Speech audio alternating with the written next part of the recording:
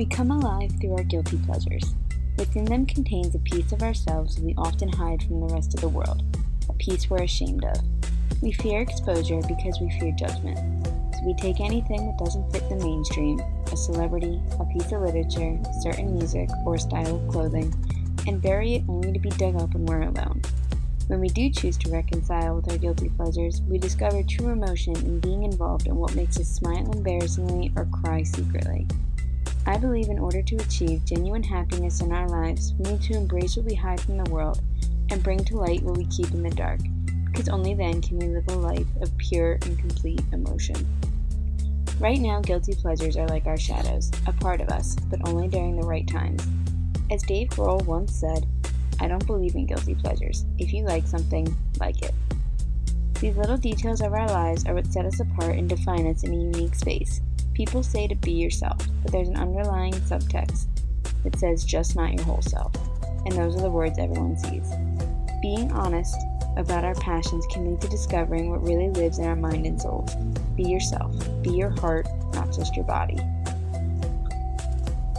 Miriam from A Thousand Splendid Suns, written by Khalid Hosseini, is no exception to feeling the need to conceal her emotions.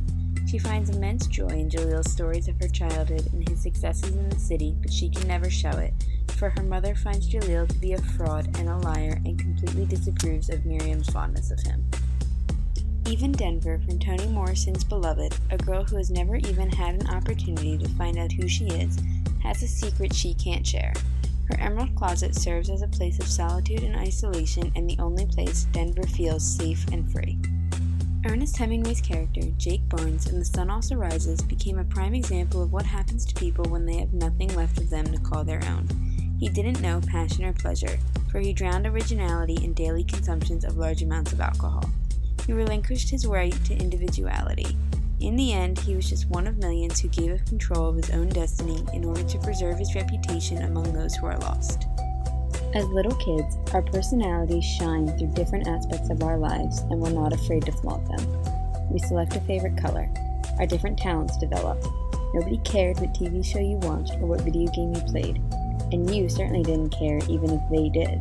Somewhere along the way, though, those parts of us vanish, and we do our best to forget about them, and focus more on the things we feel we should like, rather than those we actually like.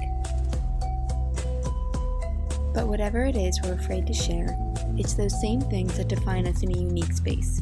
They are what your friends think of when picking out your birthday present, or what sticks out in your family's mind when they think of you. They're what makes you, you, and not just a carbon copy of the one next to you. Expressing raw emotion is vital in letting the world know you're here to stay. You won't just leave a mark, but a footprint. Augustus Waters from John Green's The Fault in Our Stars knew how to reign in happiness, since it was so scarce in his world. He didn't hide anything about himself, since he knew his time was limited, and he wanted the world to remember him as he was and not who they wanted him to be.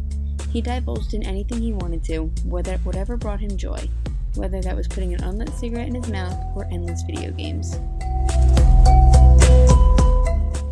I'm guilty too of having moments where I lock my insecurities up and give in to my guilty pleasures only when I'm alone. However, every day I try to shed a layer I hide behind and reveal the person I truly am and want to be. So here it is. I still blast 2008 Taylor Swift. I've yet to miss a Harry Potter weekend on ABC Family. I can recite this week's People magazine word for word, and as a result of doing this for years, can tell you almost anything about any celebrity. And I'm 12 for 12 for crying at the end of a Nicholas Sparks book. These are the things I keep hidden from most people, but I wish I didn't have to.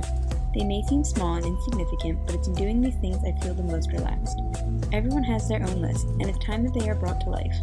Imagine the adventures that would happen, the different avenues explored, and the diversity that would be formed if people shared their souls with one another. Life would explode. The world will open up when you do, and this I believe.